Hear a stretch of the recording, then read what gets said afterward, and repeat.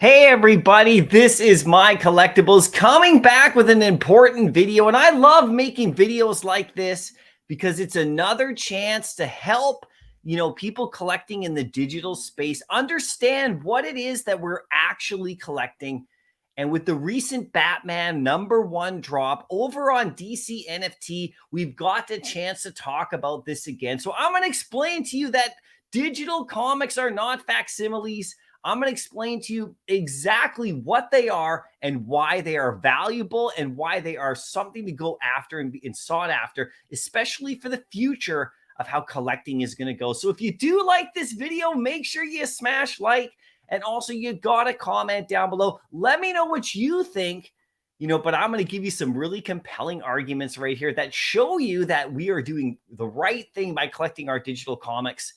And if you're a comic collector, you should be salivating at the opportunity right now for the future. But let's get into this, you guys, right here. So digital comics are not facsimiles. They are the future. Now, what is a facsimile? Now, that's kind of what we have to clarify right off the bat here, just to kind of dispel this kind of notion that has been going around and cropped up again and just absolutely demolish it. Facsimiles are an exact copy, especially of written or printed material. So the VV comic books and the DC comics are not facsimiles, straight from just that alone. They are not copies. They are something completely different. And this is kind of what I'm going to talk about right here. This is the main part of the video. These are brand new and completely different and have never existed before. And they're the first of their kind. So what exactly are they? And this is really going to be fun to talk about. Now, the main points is if you're buying one of these digital comics that are fully licensed by Marvel and DC, you are owning a part of the IP itself. By being a digital owner, you actually own a part of the IP. That's what NFTs are all about.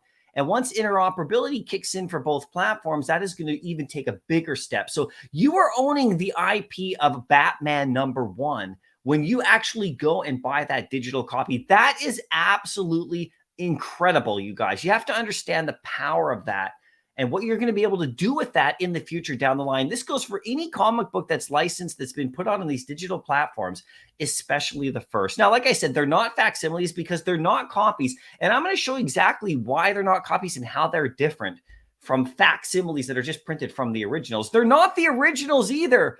So this is kind of interesting, right? Now, they're not scans either, okay? So I want to get that out of the way. None of these comic books on VV or DC NFT have been scanned, because if you scan something, if you're in the print world like I am, which my background is graphic design as my career and collecting as my passion, and I've had businesses in both, scanning something does not produce the results that we have on both these platforms. It just isn't the case. They're not copies either, because both platforms, they're different from the originals and they're different from the facsimiles, right, that are printed. They are exclusive to these platforms only, and they're licensed by, DC and Marvel. So that is incredible. And this is a brand new medium, a brand new area of collecting that is just taking off, that will dominate the future of collecting, right? So let's get down to this. Let's talk about Batman #1, which just came out recently. And I'm going to give you a VV example as well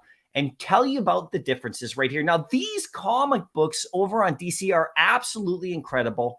The artists that work there are not using scans. They're using digital, properties that they've collected from the original type comics to actually then create brand new comics that exist in the digital space that only exist here, with, unbelievable hours of painstaking, art history and stuff like that. These covers are insane. If you look at the detail of them, they're transparent. They go through to the other page. They've been created inside their platform. They're not like a scanned copy at all. They reference the originals, they reference facsimiles, they reference everything, but they actually create each one of these individually, including the inside pages. It's crazy. Now, check out this quote down here. The DC artists working on this project do not work off of scans of their legacy comics. They use the best digital materials that are available for reference only.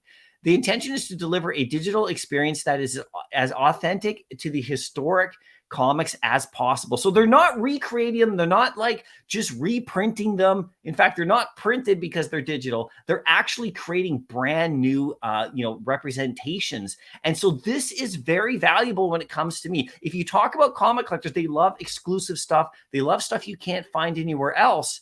And DC has all of that when you talk about their actual comics. The legacy ones in particular, because of the fact that they do the grading here and they actually do that like themselves with artists. That is crazy. Right now, this comic right here, like I said, if you look up closely at it, this does not look like any kind of scanned facsimile you could ever find. The artwork references original artwork because you have to reference it. But this is brand new. So now if we want to talk about what's going on Veve, let's take Amazing Fantasy, for example. This is another great comic that is, dominating the space. This comic is definitely not a facsimile because facsimiles also are direct copies, which have all the ads inside as well. This one does not.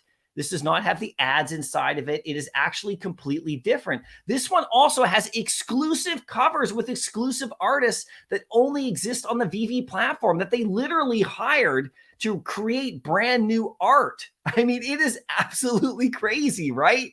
It is amazing. This is a new creation for the digital space. So this comic book, is going to be the one that people look at in the future, when they want to read this book right here. It's not the original comic. It never will be. It's not a copy because it doesn't have all the original stuff on the inside. It is actually recreated for the digital space, and it is the first of its kind. And it's also limited, so you will never get any other more versions of this for everyone in the entire world. So it's crazy scarce and exclusive.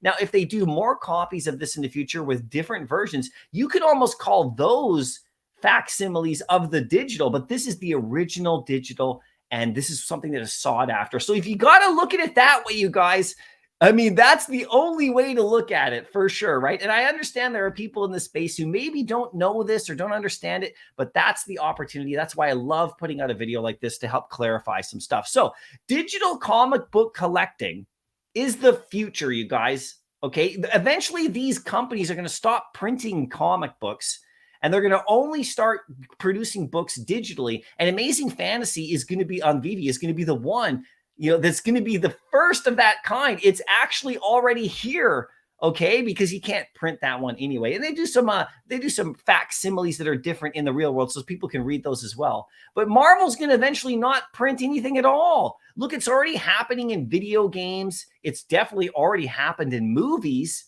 I mean, this is just the way the future is going. These are the first evers on DC and Veve. So you want to get your hands on these and hold them for sure, because in the future, when people are collecting digitally, they're going to go after these originals right here. They're exclusive. They only exist on these platforms. The DC stuff, like I said, they're specifically artistically created for that platform, and Veve has those exclusive covers, and the books don't exist anywhere else, and they're historic because this is the start of a new medium, you guys. So that's the main point I wanted to send out for you guys. I hope there's some clarification for you, but they're not facsimiles. They are the future, and I, for one, am going after these like crazy and holding them in my vault for long term. That way, when everybody else comes along, once the digital collecting revolution really jumps on and takes shape, I'm going to have a bunch of these and I'm going to be sitting quite pretty. Now, you guys got to let me know what you think as well.